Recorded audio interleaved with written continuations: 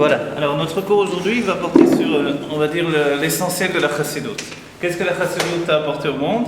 Elle a apporté la compréhension de notre âme. Mais en fait, le cheminement de la chassidoute, c'est vouloir comprendre Dieu, parce que la connaissance de Dieu renforce la foi dans Dieu.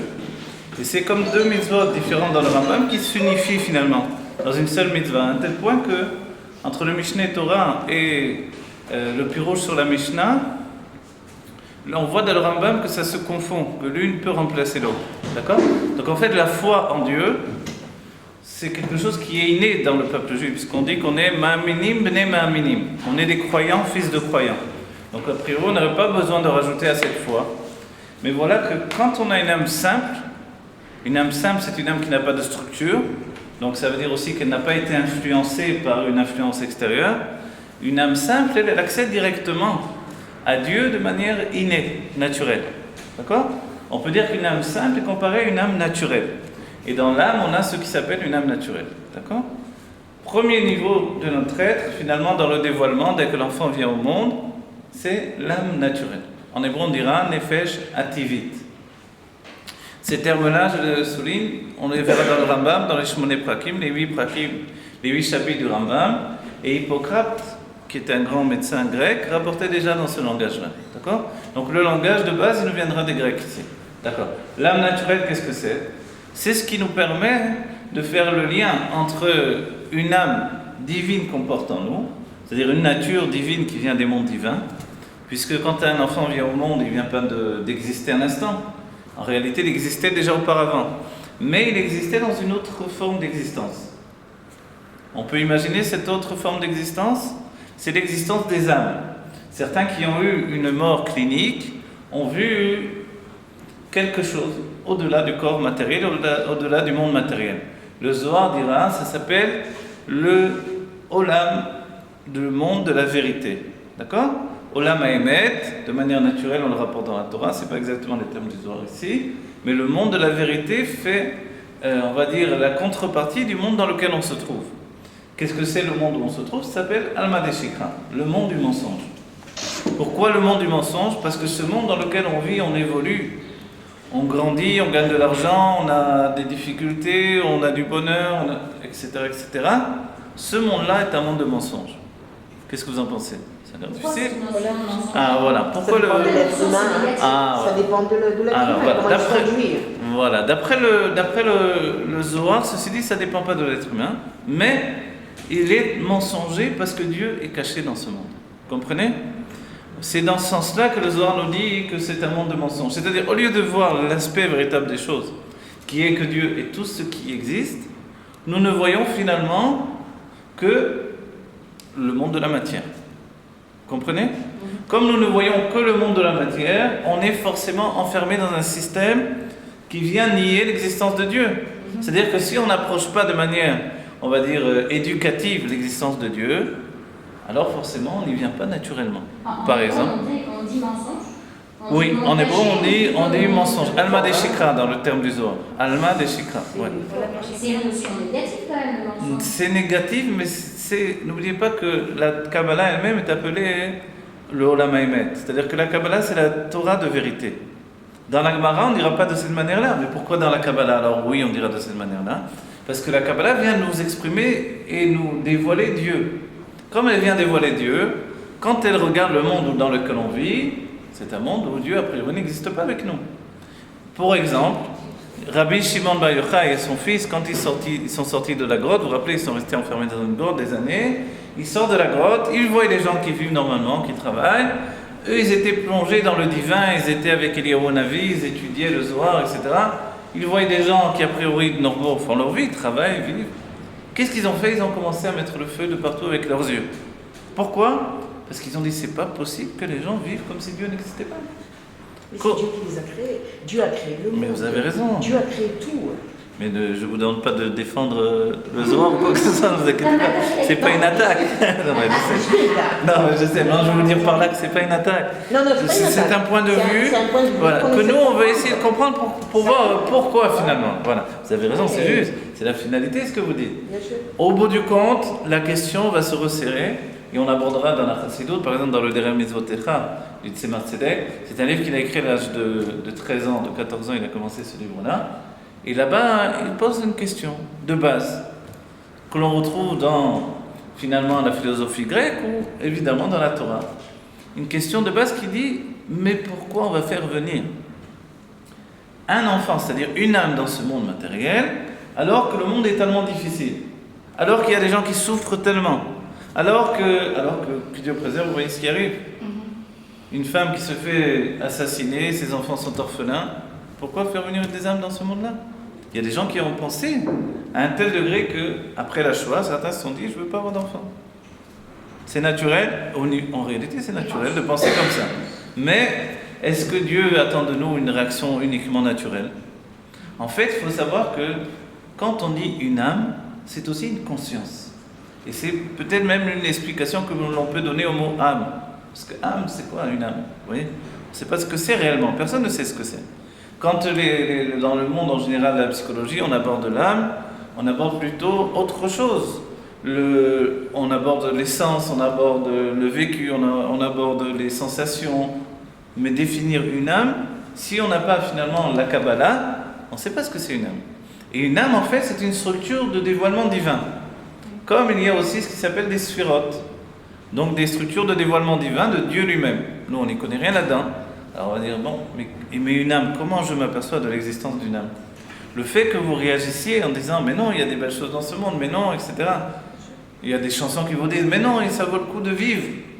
Non, c'est pas la vivre, c'est la création de Dieu. Voilà, la création de Dieu, elle est merveilleuse. Dans le monde, vous reconnaissez la présence de Dieu. Exactement. Voilà. Mais en même temps, on se dit, voilà, c'est vrai, on ne peut pas enlever que celui qui a vécu un drame comme il vient de se passer, on ne peut pas lui enlever, lui dire, mais non, c'est Dieu qui a voulu, on va arriver comme ça, comme une fleur. En fait, on ne peut pas arriver comme ça. On est obligé de participer et de ressentir et d'être touché, de pleurer. C'est normal. Qui plus est, des gens qui sortaient de la Shoah, qui n'avaient plus envie d'apporter la vie, qui se sentaient coupables d'être vivants, alors que d'autres étaient partis, on ne peut pas leur en vouloir non plus. Mais donc la question, finalement, elle est toujours là, présente. Les siècles sont passés, la même question est là. Pourquoi je vais apporter des enfants dans le monde? Il faut bien leur donner une réponse à ces gens-là. La réponse, c'est que finalement, ce monde qui a l'air tellement difficile, il participe à la volonté de Dieu et il fait quelque chose qui n'existe pas dans tous les mondes divins. Qu'est-ce que c'est? C'est à commencer par le fait qu'ici-bas, on réalise Dieu dans la réalité. Vous voyez ce que ça veut dire ça? Dans les termes du Midrash, et la Chassidut le reprend, c'est Ita'ava lo hakadosh baruch hu liot lo dira batartonim. Dieu a eu un désir qui lui a fait une maison ici-bas. Vous voyez ce que c'est un désir qu'il ait une maison ici-bas? Ça veut dire quoi ça, d'après vous? Ça n'a pas allumé les lumières, on va allumer encore plus. Dit le Baal Shem Tov, aimait beaucoup la lumière. Où est la réalité de ce monde? Ah, où est la réalité de ce monde? Bravo, vous avez raison. En fait, la réalité vit avec le mensonge dans un même temps. C'est une autre dimension qui vit avec nous. Vous savez que là, autour de nous, il y a certainement des âmes qui viennent du Gan Eden, donc du jardin des âmes, pour venir écouter les paroles de Torah. Il y a aussi certainement des anges, peut-être d'autres choses qu'on n'a pas besoin de voir. Et alors pourquoi on ne les voit pas? Les petits bébés voient encore des choses. Ils voient encore les anges. Vous voyez, un bébé peut rigoler tout seul, et les sages nous disent, parce qu'il voit des anges. Comment ça se fait qu'il voit des anges? Parce qu'il est encore à moitié à cheval entre deux mondes. Son âme vient des mondes spirituels. Et les sages nous ont dit, il y a la version de Maseret Nida, et puis ce qui est écrit dans le Zohar aussi, sur le Sefer de route, là-bas il est enseigné dans le Zohar Hadash que l'enfant vraiment il voyait d'un bout du monde à l'autre et il voit vraiment ses vies passées, il voit exactement ce qu'il doit accomplir, ce qu'il va vivre. Donc en fait lui il n'est pas dans le monde du Sheker. Jusqu'à quel âge il est comme ça? Il est jusqu'au moment où il commence à voir, dès qu'il voit de plus en plus et il intègre le monde de la réalité, on ne peut pas exactement définir. Auparavant les enfants mettaient plus de temps à voir. Voilà. Auparavant, c'était quelques semaines avant de voir, et encore, quand même, il restait un petit peu encore dans le monde des âmes. Plus il mange, plus il devient autonome dans le monde qui l'entoure, et plus il s'éloigne du monde spirituel. À l'inverse, évidemment, vous auriez compris, celui qui doit quitter ce monde après 120 ans, lui aussi, il doit petit à petit quitter ce monde matériel, donc il se prépare. Et Et on dit qu'une part de son âme va monter déjà dans le Gan Eden. On va lui montrer où il va se retrouver là-bas, avec qui il va étudier, comment va être son plaisir là-bas, où il va être installé. Vous voyez? Donc en fait, il y a une part de réalité divine qui vit en même temps que la réalité humaine et sensorielle, mais elle n'est accessible que pour celui qui se détache de ce monde matériel. Qui a un regard divin. Qui a un regard divin sur le monde matériel. Mais le regard divin, il est voilé par les yeux eux-mêmes, qui sont voilés par le cerveau. C'est-à-dire, en d'autres termes, ce qu'il dira le Rabbi Rachab dans ce livre, en d'autres termes, dès que l'âme pénètre dans le corps, elle est comme saisie. Vous voyez? Vous savez, au Beth Amikdash, il y avait une chose merveilleuse qui peut nous apparaître un peu particulière. Cette chose, c'est le fait de jeter le sang sur le misbéa. On va dire, c'est un peu barbare peut-être. C'est un peu... Quand on a besoin d'égorger les animaux, jeter du sang sur le misbéa, un édifice de pierre, pourquoi faire? Dieu, évidemment, c'est pas un vampire, il n'aime pas le sang. Alors quoi? C'est quoi l'idée? En fait, l'idée, elle est simple. Dieu veut élever les âmes. Pour élever les âmes, c'est leur donner de quitter le monde matériel pour entrer dans le monde spirituel, y compris dans les animaux. L'un des moyens d'élever le monde animal, le monde végétal, le monde minéral, c'était le Beth Amikdash. Vous voyez? Donc en fait, dans le sang, l'Admorazaken nous dira ce qui est écrit dans les textes de la Torah, Anefesh ibadal, l'âme où elle se trouve dans le sang. Alors pourquoi Dieu a créé un monde qui n'est pas parfait? Alors attendez, on va arriver à cette question-là, d'accord? Alors regardez, si l'âme se trouve dans le sang, imaginez bien, hein, on va dire, mais il y a un petit problème technique, on va dire. Trop gros plan. Voilà. Un petit problème technique, c'est quoi le petit problème technique? On filme pour internet, voilà, dans le monde entier, après on voit les cours. Voilà. L'Admorazaken nous demande comment c'est possible que le sang, qui est une chose matérielle, puisse enfermer une âme. Et en fait, en définitive, il nous dit que c'est dans la chaleur du sang que se trouve l'âme. Et on en a une preuve concrète. Quand on fait honte à quelqu'un, il rougit. Oui, c'est bizarre, puisque faire honte, c'est quelque chose de spirituel. Je touche ses sentiments, sa fierté, etc. Pourquoi ça agit directement sur le corps? Parce que l'âme se trouvant dans la chaleur du sang, immédiatement elle réagit. Et ça fait monter le sang qui se répand finalement dans le visage, dans le corps. Vous voyez, il y a une réaction directe où on voit l'expression de l'âme sur la personne. Un sentiment devient quelque chose de physique. Parce que l'âme se trouve dans le sang qui lui est un liquide. Le sang, c'est aussi un miracle. Il transporte la nourriture, un miracle. Il transporte la nourriture qui s'est transformée elle-même, et le sang chez la mère, ce sang va devenir du lait. Donc le sang, c'est quelque chose d'extrêmement curieux. Vous voyez? Moi, c'est vrai, je vais vous poser une question, mais pourquoi le Beth Amikdash le faire sur les animaux et qu'on ne peut pas le faire aux hommes? Élever le sang de l'homme vers Khazé-Shalom. Ah oui, d'accord, non, vous avez raison. Alors, la réponse, effectivement, c'est que quand l'homme va apporter un korban, il apporte en fait son animalité par le biais de ce korban. Le korban, le terme, ça veut dire kirouv, ça vient de la chaîne kirouv, qui veut dire proximité. Vous voyez? Le korban, c'est kirouv, se rapprocher de Dieu. Comment je peux me rapprocher de Dieu? Disons, j'ai fait des fautes. Une faute, c'est finalement de me détourner de l'attachement de Dieu parce que je préfère d'autres choses que de servir Dieu. J'ai le droit de préférer d'autres choses. Mais ça occasionne que je me sépare de Dieu. D'accord? L'attrait du monde est plus grand que le dévoilement divin qui lui est caché.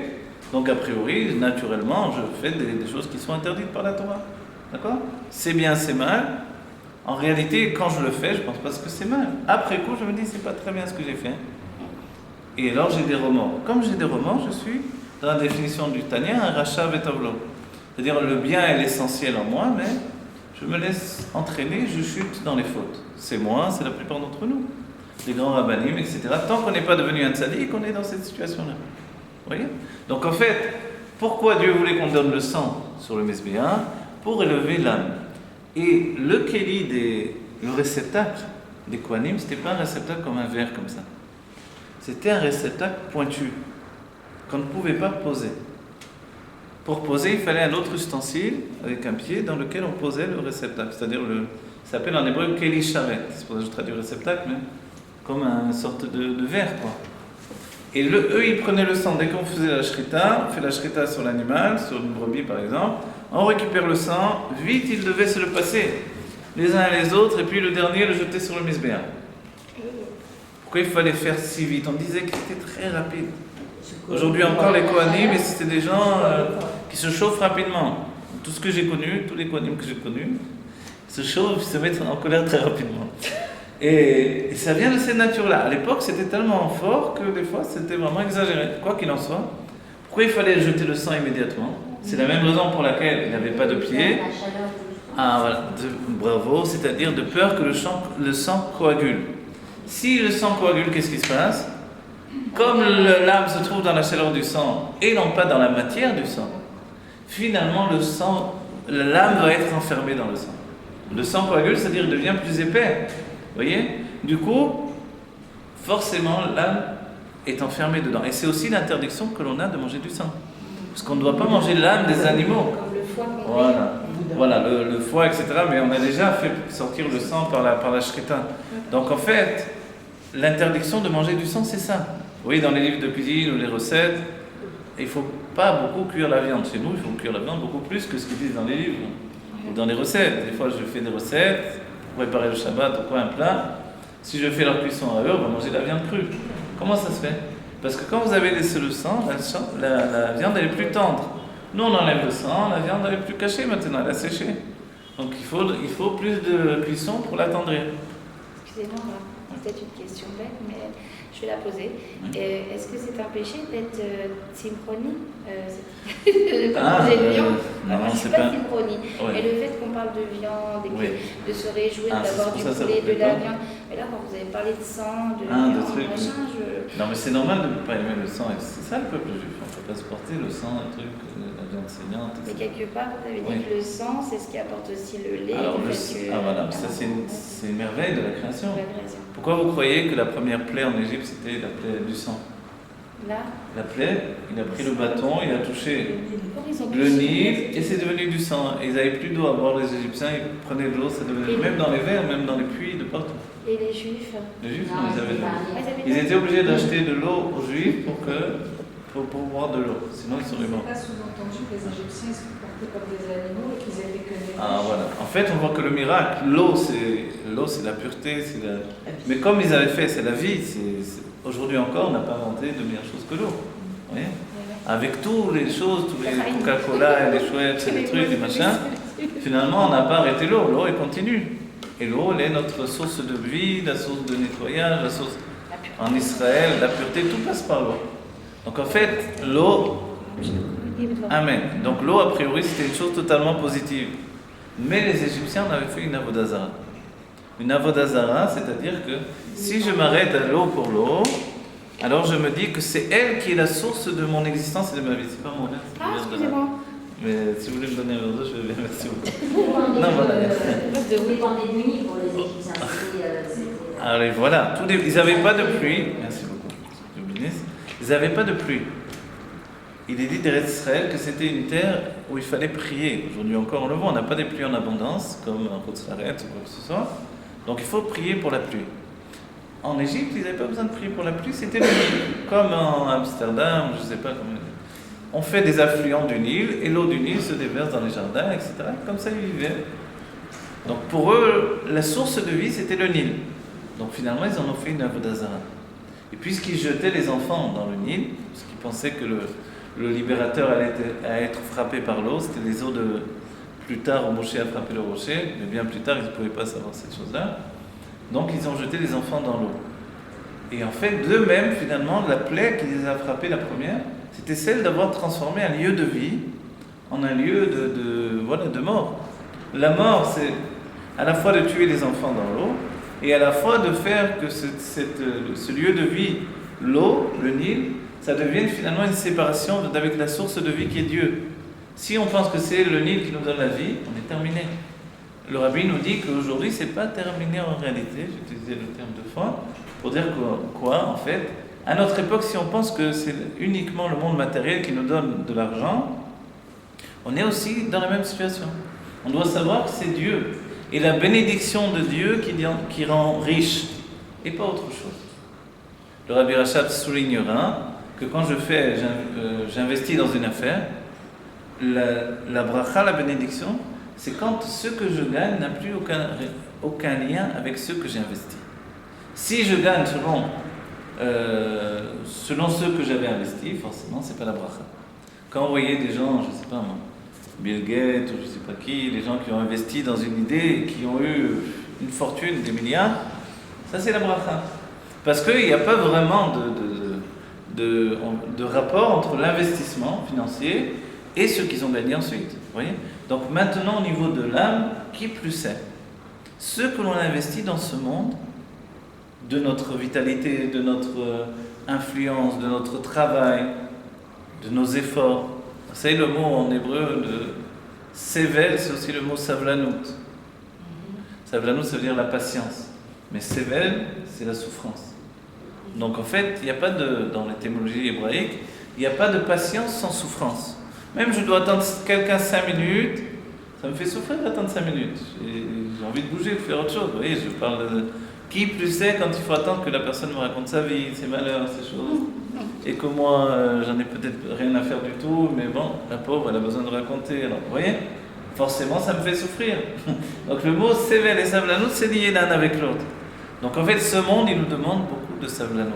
À la dernière des générations, il est écrit dans le Sefer Daniel, le livre de Daniel, il est écrit là-bas que à la fin des temps, l'époque qui précède et qui va rentrer dans la Géoula, donc qui attend la venue du Mashiach qui rentre dans la Géoula avec le Mashiach, cette époque-là, il faudra développer un Kohar Lamtin. Et ce Kohar Lamtin, ça veut dire une force de patienter. La force de patienter, c'est quelque chose de, a priori, passif, mais en réalité, c'est, dans les termes qu'il a utilisés là-bas, il dit « Chokhma Lamtin », la sagesse de patienter, vous voyez, d'attendre. L'attente elle-même, elle doit être active. C'est-à-dire qu'aujourd'hui, on ne peut pas attendre et c'est tout. On doit agir pour amener la Géoula. Pour entraîner la Géoula dans ce monde matériel, on doit faire une action. Chacun au niveau où on se trouve. Ce que le Rabbi a rajouté, c'est que peu importe mon niveau de religion, peu importe mon niveau de connaissance, je peux entraîner le monde vers la Géoula. C'est pas parce que je fais plus de mitzvot qu'un autre que je suis un meilleur homme que l'autre. La valeur d'un juif, c'est une valeur établie dans son âme, pas dans son expression. Alors pourquoi on me demande de faire Torah et mitzvot dans ce cas-là ? Parce que c'est le meilleur moyen de me rapprocher de Dieu. Et que c'est comme ça que Dieu peut me donner toutes les bénédictions qu'il veut me donner. Vous comprenez ? C'est pour ça tout simplement. Et c'est pour ça qu'on peut prendre une autre mitzvah, ça ne va pas faire de moi une personne différente. L'une des grandes peurs, quand je ne suis pas trop religieux au début, et l'idée de pas trop religieux, je ne dis pas trop parce que ça ne veut rien dire. Pour être le rabbi, une fois quelqu'un lui a dit voilà, il y a une personne, elle n'est pas tellement religieuse. Et le rabbi a dit mais combien de mitzvot il faut faire pour être religieux ? Hein ? La mitzvah d'Avat Israël, c'est une mitzvah qu'on peut faire comme ça tous les jours. Et quelqu'un qui n'est pas religieux peut la faire peut-être plus que celui, entre guillemets, pas religieux, dans l'idée générale des choses. Plus que l'autre qui est... Vous voyez ? Donc en fait, on a tous part à l'expression de Dieu par les mitzvot. D'accord ? Et plus on rajoute, et plus le kéli devient fort pour recevoir les bénédictions de Dieu. Mais en même temps, comme on n'est pas dans les cheshbonot de Dieu, dans les comptes de Dieu, quelqu'un qui ne fait pas Torah et mitzvot, on voit que peut-être il est très riche. Quelqu'un qui fait tout ce qu'il faut, peut-être qu'il a une vie de misère. On dit comment ça se fait ? L'une des réponses à ces choses-là, c'est que d'abord, c'est vraiment les pensées de Dieu ne sont pas les nôtres, et qu'ensuite, d'une vie à l'autre, il se passe des choses différentes. Dans les écrits du Harizal, on apprend que si quelqu'un a servi Dieu dans la pauvreté dans une vie, il va revenir pour servir Dieu dans la richesse. Et le contraire également. S'il a servi dans la richesse dans une vie précédente, il doit revenir pour servir Dieu dans on va dire pas la pauvreté, mais dans une situation différente. Pourquoi ? Parce que l'un et l'autre sont une épreuve. Et le Rabbi a souligné qu'aujourd'hui, nous préférons l'épreuve de la richesse. Parce qu'aujourd'hui, c'est un besoin presque physique d'être riche. Vous voyez, c'est un minimum vital. Auparavant, dans d'autres générations, je pouvais au maximum me trouver une cabane dans la montagne. Aujourd'hui, on va me faire payer le loyer quand même dans la cabane dans la montagne. Dans ce cas-là, si la parnassa, elle est déterminée déjà au départ de la vie, au moment où la neshama elle descend sur terre, Ça sert à quoi de prier pour avoir de la parnasse? Ah, vous avez raison, bonne question. Parce que la prière n'est pas comme la bracha. C'est vrai qu'il y a des choses qui sont déterminées à l'avance, mais la prière peut débloquer des systèmes établis. D'accord? C'est pour ça que vous n'arrêtez jamais de prier. Ça débloque pas le... Oui, oui. Non, ça peut débloquer. Non, ça peut débloquer. Dans l'Anmoram Saï, qui parle de ces sujets-là pour Rosh Hashanah, il explique que celui qui est en haut, la roue tourne, il peut se trouver en bas. Celui qui est en bas, il peut se trouver en haut. Rien n'est figé. Effectivement, comme vous dites. On peut débloquer la chose et finalement, à force de frapper à une porte, un jour ou l'autre, il s'ouvre. C'est vrai. On a vu, je sais pas, il y a eu des gens qui ont été très pauvres pendant une grande partie de leur vie, d'un coup, ils sont devenus très riches. Rabbi Akiva était très pauvre. Un jour, il est devenu extrêmement riche. Ou d'autres qui étaient très riches, ils sont devenus pauvres. Et il y en a d'autres qui, a priori, juste dans le juste milieu. Mais si dans le juste milieu, on arrive à vivre correctement, ça va. Aujourd'hui, on souffre terriblement de manque d'argent parce qu'on doit toujours fournir.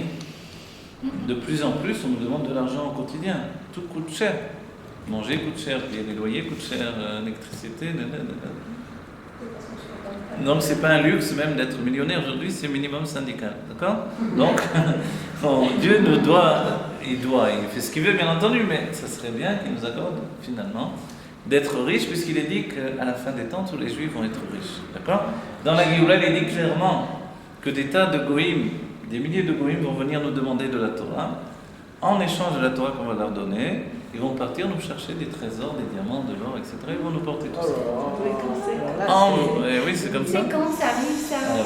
Maintenant, c'est des Hashem. C'est mercenaire, ça. Hein, c'est un petit peu mercenaire. On est à la fin. On approche très vite, c'est nous faut mettre très vite en même temps. Alors en réalité, tout ça, qu'est-ce qui nous porte vers la Géoula? Nous porte la Géoula la faculté de, on va dire, neutraliser le sheker, le mensonge, qui fait qu'on est séparé de Dieu. Il y a deux consciences. Il est dit quel déot availlé. Deux consciences Dieu a créées. Une conscience qui est celle des âmes et des mondes supérieurs. Cette conscience-là, c'est la conscience que tout est Dieu et le monde n'existe pas. Puisque tout est Dieu, en réalité, rien n'existe et là, au-dedans de lui, tout est comme une pensée divine. La seconde conscience, c'est celle à laquelle nous vivons, c'est que Dieu n'existe pas, par contre, le monde matériel existe. Entre les deux, le peuple juif est venu dans le monde, depuis Avraham Avinu, on peut dire, pour remonter à contre-courant cette conscience inférieure qui fait qu'a priori, Dieu n'est pas existant dans ce monde, puisqu'on a appelé le monde de mensonge. C'est pour ça que le Zohar dit le monde de mensonge, parce qu'il nous cache la présence de Dieu. Alors que Dieu, auparavant, dans le Gan Eden, il était dévoilé à Adam et Chava. Vous voyez ? Mais Dieu n'a pas de corps, il n'a pas d'image physique. Il n'a pas de Dieu, il n'a pas d'oreille, il n'a rien de tout ça. Donc comment je peux voir Dieu? Voir Dieu, c'est aussi un sens de vision, on va dire, non pas dans l'aspect positif de l'expression, mais dans l'aspect négatif, mais pas dans le sens négatif, mais ça veut dire quoi? C'est-à-dire qu'au lieu de voir Dieu, on verra qu'il n'y a rien d'autre que Dieu.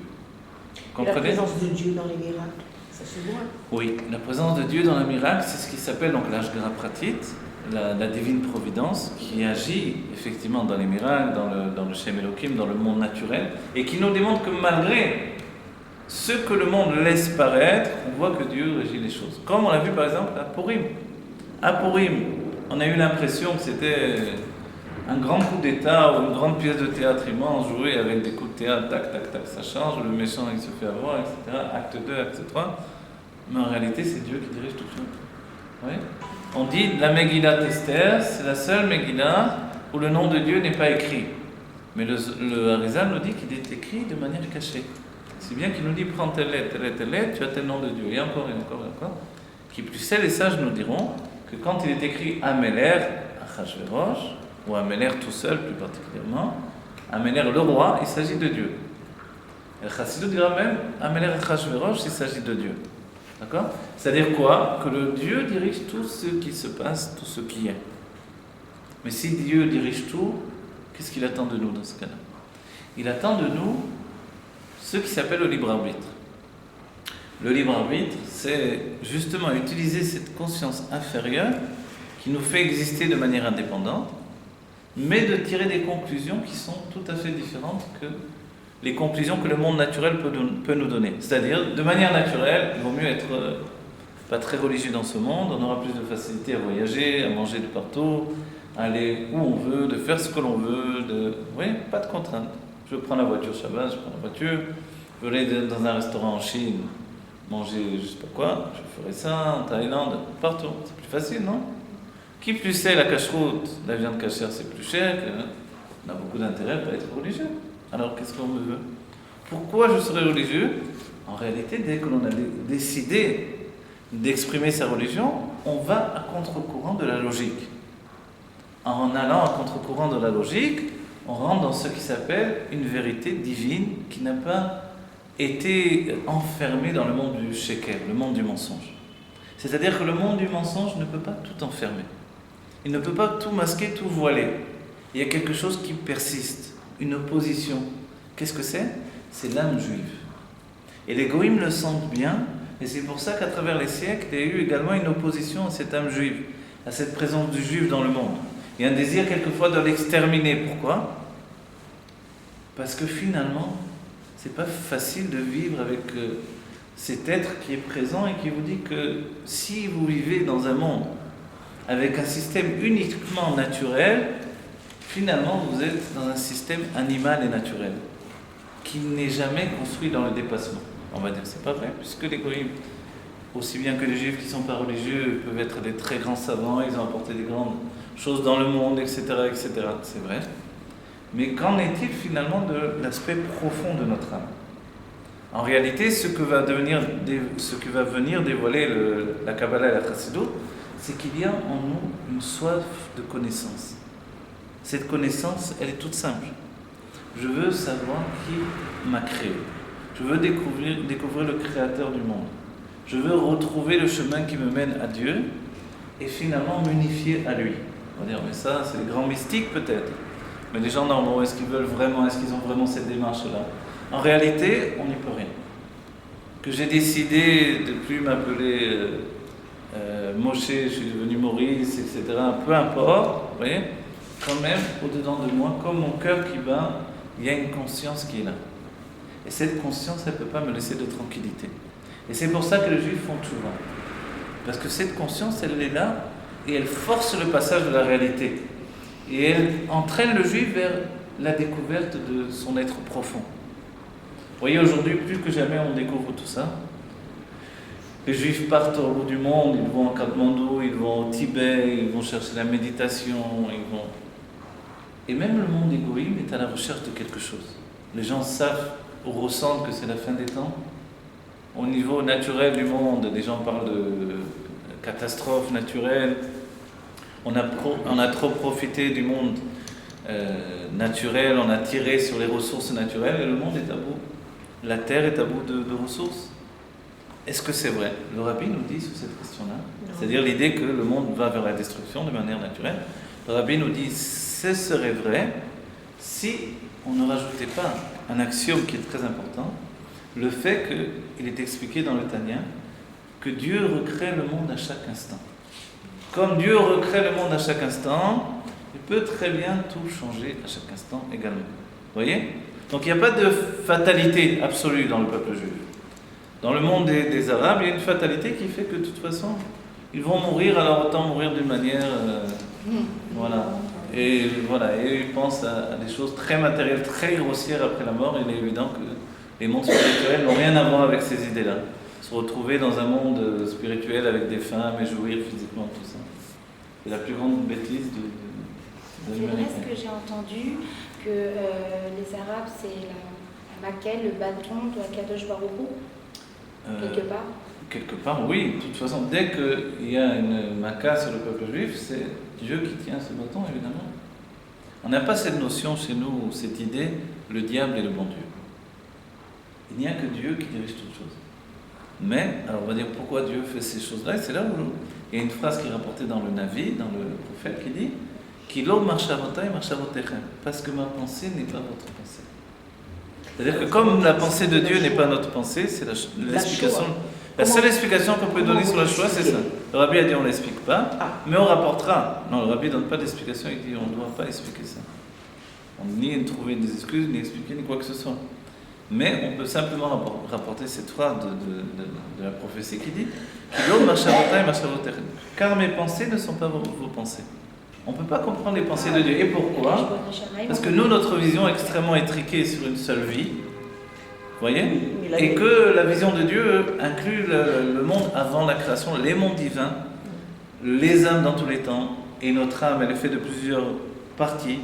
En même temps que nous vivons ici, on a une part de l'âme qui vit dans le Gan Eden, on a déjà une part qui est en train de se réincarner, qui peut-être vit dans une autre personne en même temps. Mais la chose, c'est la négation de la création de Dieu. Effectivement. Mais la négation de la création de Dieu fait aussi partie du système dans lequel Dieu construit la vie. Mais je n'excuse pas du tout, j'ai rien à dire. Non, j'ai rien à dire, j'ai pas à défendre Dieu sur ce fait-là. Il y a beaucoup de gens qui veulent une explication. Non, justement. Il n'y en a pas. Le rabbin nous dit qu'il n'y a pas d'explication sur ce fait-là, et on ne doit pas donner d'explication parce que ni on va trouver des excuses à Dieu, ni on va l'incriminer, ni. Non, c'est de comprendre. Voilà, et même comprendre, vous comprenez une chose pareille? C'est inimaginable de voir que le monde s'est transformé en Guéhinom, avec des anges du mal, etc. Ce que l'on souhaite justement, quand on voit qu'aujourd'hui les choses continuent encore malheureusement, qu'il y a des juifs qui meurent encore tous les jours, que Dieu préserve que ce soit terminé, on doit se dire c'est pas possible, ça continue comme ça. Alors que la Géoula a été annoncée, alors que déjà brille la lumière de la Géoula dans notre quotidien, alors que la connaissance n'a jamais été aussi poussée, alors que les femmes étudient la Torah, ce qui n'existait pas dans les siècles précédents, alors que les plus grands secrets sont vraiment dévoilés et qu'on peut en donner une réalité dans notre âme et dans notre psychologie au quotidien, comment ça se fait? Alors là, le rabbi une fois a dit que Eno mouvan klal o klal. Ce n'est pas du tout compréhensible. Mais si on devait donner une notion de compréhension, c'est que Dieu a du plaisir de notre travail dans l'exil. C'est-à-dire que l'idée de la lumière qui jaillit de l'obscurité, c'est quelque chose d'exceptionnel. Et qu'un petit peu de lumière chasse beaucoup d'obscurité. Nous, on voit le monde sous un seul aspect, Dieu voit le monde sous tous ses aspects. Et en réalité, l'enjeu, ça a été justement que Dieu se projette dans des êtres vivants, les Juifs, par le biais de l'âme divine. On a commencé, on a à peine structuré le commencement, on a une âme naturelle. Ensuite, cette âme naturelle, à force de manger, boire, jouir du monde naturel, elle devient une âme animale. Le terme âme et animal, ça ne fonctionne pas tellement ensemble. Bien que l'on peut penser qu'un animal possède une âme également, ou une plante. En fait, on a tous une âme animale et une âme intellectuelle, qui est à un niveau beaucoup plus élevé de l'âme animale. L'âme animale possède un intellect. Au quotidien, quand je dois travailler, si je ne vais pas à l'université, c'est l'âme animale qui suffit pour m'aider à travailler, à moins que ce soit un métier très poussé au niveau intellectuel. Quand je vais à l'université, quand je vais apprendre des choses, je vais étudier, alors ça, je dois utiliser une deuxième âme, l'âme intellectuelle. L'âme intellectuelle et l'âme animale, c'est le propre de tous les êtres humains. L'égoïme, comme les juifs, nous avons une âme intellectuelle et une âme animale. Donc l'âme animale, c'est une chute de l'âme.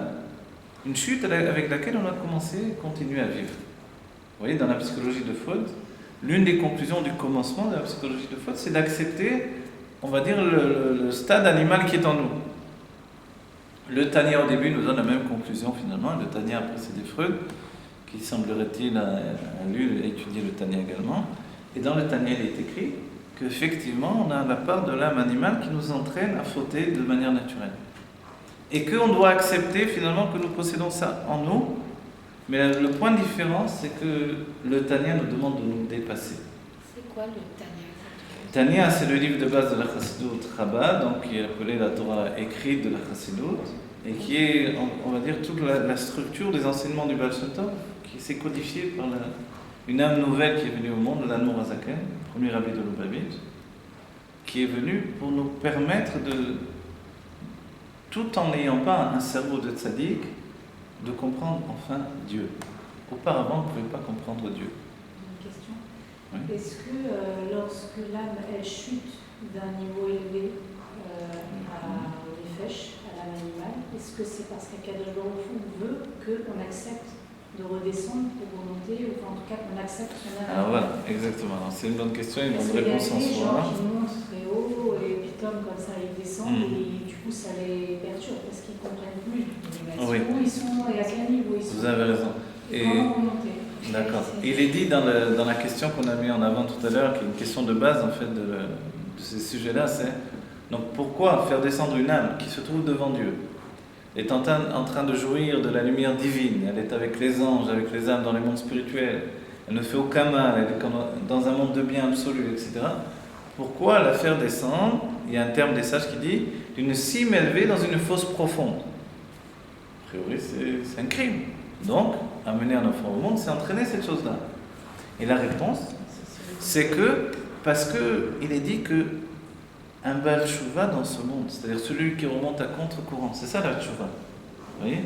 Et la Tshuva, n'oubliez pas quelque chose d'important, n'oubliez pas maintenant si on n'a pas étudié, vous risquez pas de l'oublier parce qu'on ne le connaît pas, mais la Tshuva, ce n'est pas aller vers quelqu'un d'autre, et là, aller vers moi-même. Et c'est là où peut-être, quand on voit la chose du côté pas très religieux au départ, on a peur. On a peur d'être dénaturé, de devenir quelqu'un d'autre. Puisqu'on dit comment tu étais, comment tu es devenu. Voilà. C'était un jeune homme sympathique, en jean, etc., les cheveux au vent. Maintenant, il a un chapeau sur la tête, des lunettes parce qu'il a beaucoup étudié, une barbe. Alors, comment tu étais, comment tu es devenu, comment ça se fait? En réalité, on ne devient jamais que soi-même. On ne doit pas avoir peur d'aller vers soi. Pour une femme, la même chose, elle était, je sais pas, jambes et tête nue, et tout à coup, elle a des collants, et puis, elle a un chapeau ou une perruque. Alors, qu'est-ce qu'on va dire? En fait, en réalité, elle n'est pas devenue quelqu'un d'autre. Elle a été vers elle-même. D'accord? Et l'une des choses, l'une des raisons, tout simplement, de se couvrir la tête, ou de se couvrir les jambes, pour une femme, et même un homme, finalement, c'est de se protéger. Se protéger contre les influences extérieures. Mais c'est D'accord? tout internal. Hein? C'est internal. Vous ne parlez pas de l'internalité des hommes. Je peux mettre une perruque sur la tête, je peux mettre un chapeau sur la tête, Ouais. mais mon âme n'est pas pure, n'est pas gentille, ne fait pas du bien. Et c'est là où il y a le manque de connexion à Dieu. C'est ça. Et ça, vous en parlez pas. Vous ne parlez pas. Pardon, excusez-moi. Alors les religieux sont médecins, méchants. Non, je ne dis pas ça. Il y a des gens qui pensent que parce qu'ils mettent la perruque sur la tête, excusez-moi, je offenser personne. Ça y est, j'ai réalisé ma tchouva. Non, c'est pas ça la tchouva. C'est quoi? La tchouva, c'est de purifier son âme, ok, intérieurement, et en purifiant son âme intérieurement, alors là, De l'habiller extérieurement. exactement, vous rayonnez, enfin rayonnez, on n'est pas des anges quand même, extérieurement. C'est ça la tchouva. D'accord, c'est bien. Et vous pouvez l'amener aussi par la perruque et toutes ces choses-là. Je ne dis pas le contraire. Mais le but, je pense, c'est purifier d'abord son âme. Parce qu'on voit beaucoup de personnes, no offense, pas d'offense, qui sont très religieux, mais ils sont pas des êtres gentils, ce ne sont pas des êtres... Et c'est ça où il y a le disconnect. Et c'est pour ça que des gens qui montent très très haut, pratiquement, tombent, parce que peut-être Dieu, c'est... D'accord, regardez, on va définir. Vous abordez les choses sur maintenant un plan, on va dire, sentimental, au niveau des sentiments. Oui, parce qu'on est des êtres Oui, humains, je après sais, tout, hein. d'accord. La tchouva, quand on a dit, pour nous dans le judaïsme, d'après l'aspect de la chassidoute, Oui. quand moi je suis le soir du Shabbat en train de faire kiddush et un autre juif est dans la boîte de nuit en train de danser, d'après la chassidoute, il n'y a aucune différence entre lui et moi. Parce qu'il a une âme juive, j'ai une âme juive. Oui. Est-ce qu'il est moins bien que moi? Pas du tout. Non. Peut-être un meilleur homme que moi. Oui. D'accord, vous voyez? On est d'accord. C'est pas... Donc, qu'est-ce qui va faire un meilleur homme? Quand je dis le fait de devenir soi-même et d'aller vers soi-même, c'est pas juste par rapport à l'autre. Vous voyez? Oui. Le fait de bien réagir et de bien se comporter par rapport à une autre personne, il y a dans la Torah suffisamment de moussar pour me dire comment je dois me comporter par rapport aux autres. Les sages ont dit Derer Eretz Kadma la Torah. Le chemin des hommes a précédé la Torah. C'est-à-dire que ça dépend beaucoup de la maison où j'ai grandi, des enseignements de mes parents, de la morale que j'ai reçue dans ma maison, de mon caractère personnel, de mes conclusions que j'ai tirées tout au long de ma vie. Finalement, je vais être aussi quelqu'un d'agréable à vivre pour les autres ou non. Vous voyez? Mais en réalité, ce que les sages disent, c'est que ça n'a rien à voir, au départ, avec le fait d'être religieux ou non. Ah Oui. non, non, ça n'a rien à Voilà, voir. ça n'a rien à voir. Donc Oui. la tchouva, vous dites sur ce point-là, c'est parce que la tchouva peut avoir plusieurs aspects. L'amour de l'autre juif est très important, C'est ça. vous avez raison, mais ce n'est pas que ça. Ah non. Il y a l'amour de moi-même et l'amour de Dieu qui est en moi aussi, qui est de notre part. Vous voyez, il y a les deux On aspects, est d'accord, ouais. plus l'action matérielle. C'est-à-dire qu'un homme est fait de 3 niveaux. L'action, le cœur et l'intellect. D'accord? Donc la tchouva a aussi 3 niveaux. La tchouva au niveau de l'action, ce que Dieu attend de moi, puisque c'est bon pour moi, il me demande fais des mitzvot. Mange kasher, c'est mieux que de manger des choses interdites. Voilà. Allume les bougies de Shabbat, tu vas apporter de la lumière au monde, etc. Des belles choses finalement. Vous voyez? Maintenant, au niveau du cœur, Dieu nous dit tu dois aimer tous les juifs comme toi-même. Voilà. Maintenant, si je ne m'aime pas, je ne suis pas capable d'aimer les autres juifs non plus. Vous comprenez? Alors, il faut que j'apprenne à m'aimer également. Avec Le la Rabbi- tchouva. Voilà. Et le Rabbi Rayaz dira, hein, en fait, je ne sais pas, si je m'aime vraiment, pourquoi je me fais du mal? C'est-à-dire, si quelqu'un s'aime, pourquoi il mange des choses qui sont du poison pour lui? Pourquoi des gens fument? Pourquoi des gens se droguent? Pourquoi ils sont en train de se détruire? Alors, ils n'ont pas véritable amour d'eux-mêmes. Donc, il faut réapprendre à s'aimer soi-même pour aimer l'autre. Mais le Rabbi Rayaz nous dit, mais on ne peut pas attendre de finir de m'aimer moi-même pour commencer à aimer l'autre. En fait, il nous dit, c'est en commençant à aimer l'autre, comme quelque chose de naturel, que je vais finir par m'aimer moi-même. Vous comprenez? C'est simultané, ça. Hein. C'est vrai. Mais vous parlez d'un Sinon- niveau naturel des choses. Donc Oui. les gens naissent et meurent tels qu'ils sont. Moi, je ne parle pas d'un niveau naturel des choses, sinon on ne serait pas en train de faire un cours. L'idée, c'est qu'on veut essayer de provoquer une prise de conscience qui va nous bouger. D'accord? On est d'accord sur le point de départ. Si quelqu'un est méchant et mauvais, toute la Torah ne va pas l'aider. La Torah, elle est soit un élixir de vie, soit un élixir de mort. C'est du poison ou un médicament. Ça dépend. La même formule. Comprenez? Oui. Tu peux prendre le Shulchan Arour et maintenant je peux être le plus mauvais des hommes. La Torah, c'est pas une formule magique. Ça vient au contraire dévoiler l'homme et l'homme se découvre à travers la Torah. Comprenez? Donc c'est pour ça que j'ai dit auparavant que dans la vision des choses, religieux par religieux, un juif c'est un juif. Vous voyez? Comme quelqu'un est venu devant le rabbi, il a dit au rabbi, je veux une bracha pour le fils de mon frère parce qu'il est très loin du judaïsme. Le rabbi a dit, mais c'est un juif? Il dit, oui, mais il est très loin du judaïsme. Le rabbi a dit, si c'est un juif, il ne peut pas être très loin du judaïsme. Si c'est un juif, c'est le judaïsme. Donc, ça veut dire quoi? Donc, vous voyez, cet état d'esprit, c'est établi. C'est l'âme juive, on n'a pas demandé notre avis. À matin, au nom de la Torah, Dieu a choisi le corps du juif pour faire pénétrer l'âme juive dans le juif. Dès ce moment-là, dès qu'une mère juive va donner un enfant juif, il sera juif.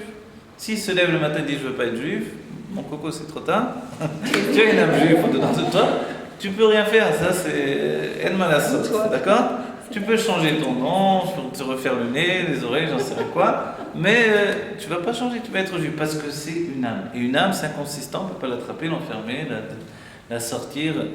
Tu restes juif pour l'éternité, d'accord?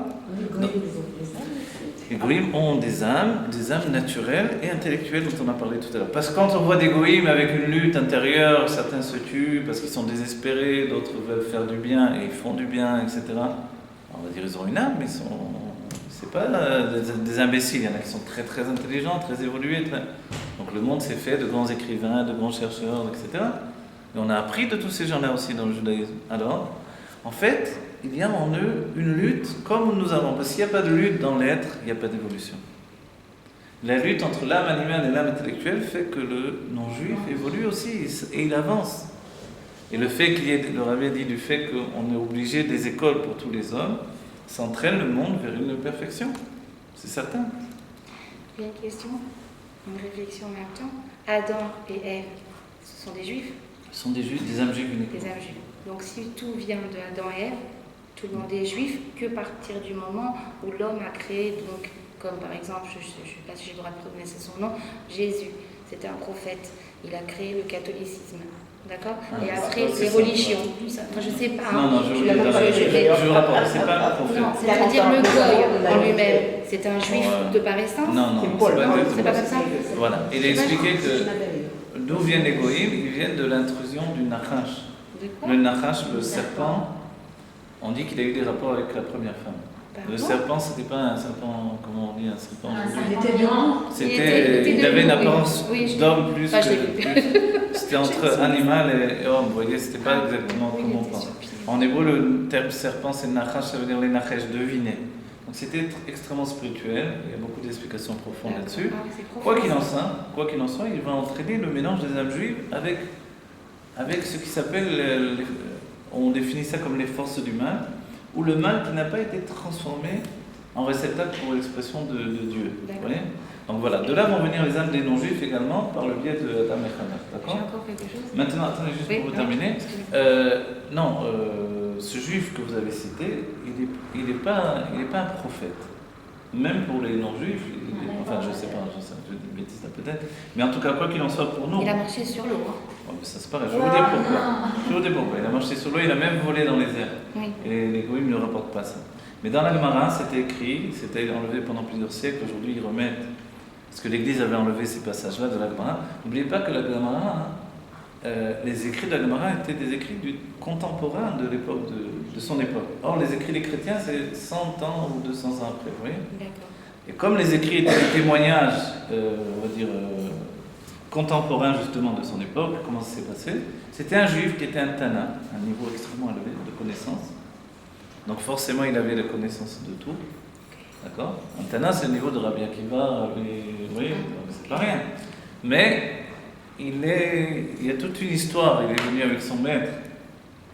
Il est venu dans une maison où il y avait une maîtresse de maison et il a fait la remarque à son maître que la maîtresse de maison était très belle. Son maître a dit quoi ? Comment tu te permets de regarder la femme d'un autre avec toute la Torah que je t'ai enseignée, tu regardes une femme ? Alors il a dit c'est pas possible. Et son maître l'a rejeté. Et lui il a demandé pardon à son maître et son maître l'a rejeté pendant un moment. Jusqu'à ce qu'à un moment, son maître s'est dit, bon, je vais lui pardonner maintenant. Mais au moment où il a voulu lui pardonner, le maître était en train de lire le Kriyat Shema. L'élève est revenu lui demander de lui pardonner. Et le maître lui a fait signe d'attendre. Mais l'élève a cru qu'il le rejetait. Et finalement, qu'est-ce qu'il a fait ? Il a pris une pierre, il s'est agenouillé devant la pierre, il a fait Vodazara.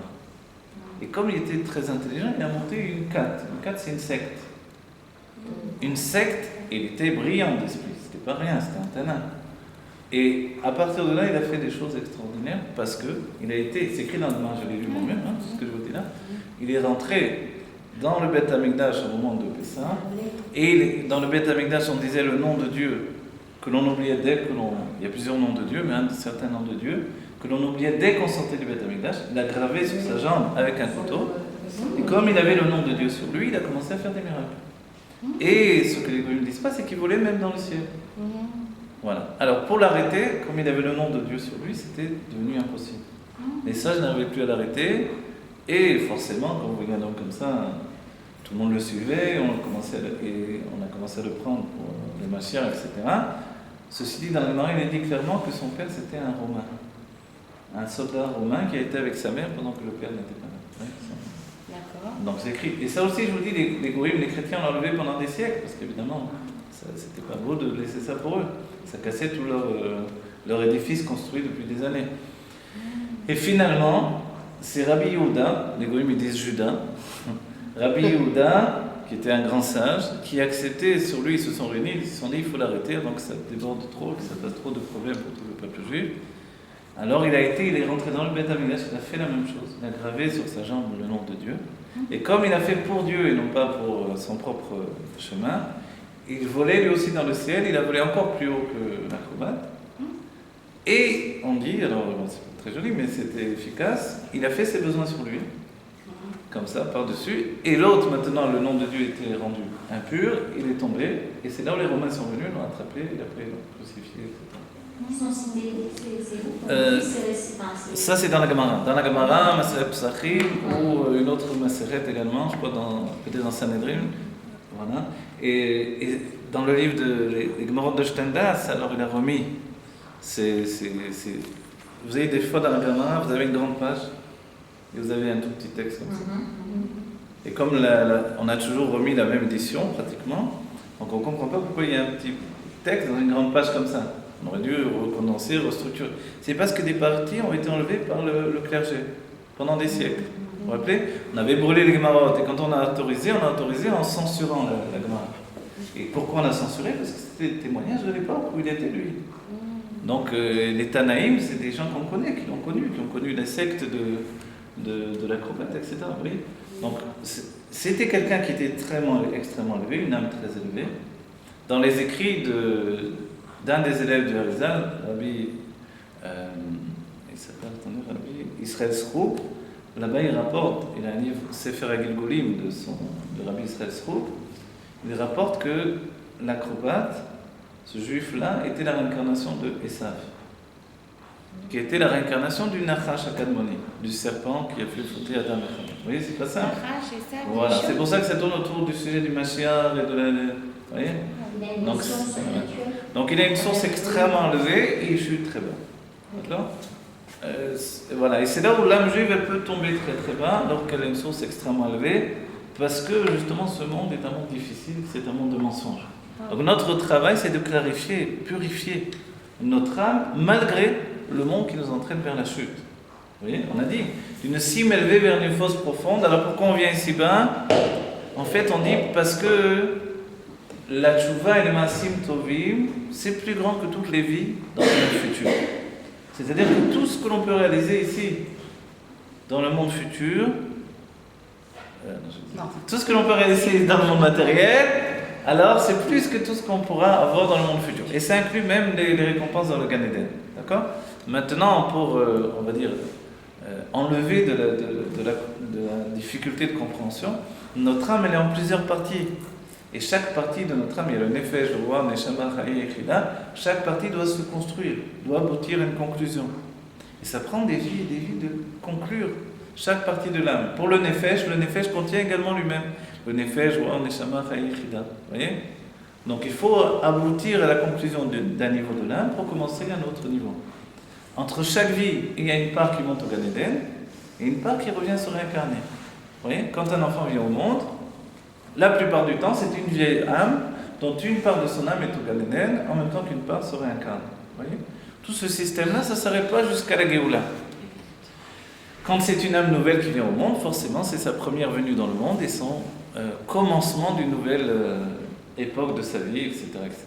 Mais autrement, c'est toujours ce système-là. Donc nous-mêmes, nous sommes des vieilles âmes et nous avons finalement une âme qui est morcelée en plusieurs parties. D'accord? Je souligne quelque chose, je l'ai rapporté ces derniers temps dans les cours, parce que ça donne beaucoup de compréhension. Quand moi, je n'arrive pas, par exemple, à faire le tikkun, la réparation de mon âme, ce qui est un niveau de l'âme, que ce soit le roi ou la neshama, par exemple. Le roi, ce sont les sentiments, vous voyez? L'amour de l'autre juif et l'amour de Dieu. Quand j'arrive à être parfait dans mon roi, ça y est, j'ai fait mon tikkun dans ce niveau-là. La plupart du temps, il faudra que je parte du monde pour revenir dans une nouvelle vie. Mais disons que j'y arrive pas. Je fais des efforts, mais j'ai du mal à me dire qu'il y a des juifs qui sont, je vois, ils sont mesquins, petits, ils sont méchants, ils nous font des mauvaises choses. J'arrive pas à me sortir ça de la tête. Forcément, j'arrive pas à faire le tikkun de mon roi. Or, le tikkun, la réparation, c'est de me dire que dans leur âme divine, ils n'ont pas changé, ils sont parfaits ces juifs-là. C'est juste dans l'expression de leur âme animale, parce que pénètre le Yetzerara, le vent de folie dans leur âme, qu'ils sont entraînés à fauter et à chuter. Vous voyez? Donc il faut que je sépare la personne en deux parties. Donc l'âme animale, je ne peux pas lui pardonner. Je n'ai pas à lui pardonner. Je dois juste me protéger d'elle et même de m'éloigner quand c'est trop nocif. Mais l'âme divine, elle n'a pas bougé. Donc ce juif, je dois lui pardonner immédiatement. Parce qu'avant tout, un juif, c'est une âme divine. D'accord? Donc ça, si je fonctionne comme ça, je peux aimer tous les juifs. Ça ne veut pas dire que je ne vais pas me cacher la vérité. Il s'est mal conduit, il s'est mal conduit. Vous voyez? Je ne vais pas dire non, tu t'es bien conduit. Ça, c'est hypocrite. Non, tu t'es mal conduit, mais c'est ton âme animale. En réalité, dans ton âme divine, tu veux faire le bien. Alors, il faut encourager le bon côté qui est en toi. Vous voyez? Et c'est pour ça que Yitzhak voulait bénir Esav. Quand on voit le texte de la Torah, on a l'impression, il est écrit, Yitzhak était vieux, il était âgé, il était aveugle, et il aimait, il préférait Esav à Yaakov. Comment ça se fait qu'il préférait Esav à Yaakov? C'est comme préférer l'âme animale à l'âme divine, vous voyez? Yaakov, c'est quelqu'un de juste, de gentil, de serviable, une merveille entre les enfants. Esav, c'était un bandit, il tuait, il volait, il violait, il arrachait les femmes aux hommes, il faisait tout ce qu'il voulait. Comment il peut aimer un enfant pareil, quoi? C'est un tzaddik, il aime quelqu'un comme ça? Alors les sages nous ont expliqué qu'il aimait parce qu'il savait que s'il faisait tchouva, il allait se transformer. Voilà.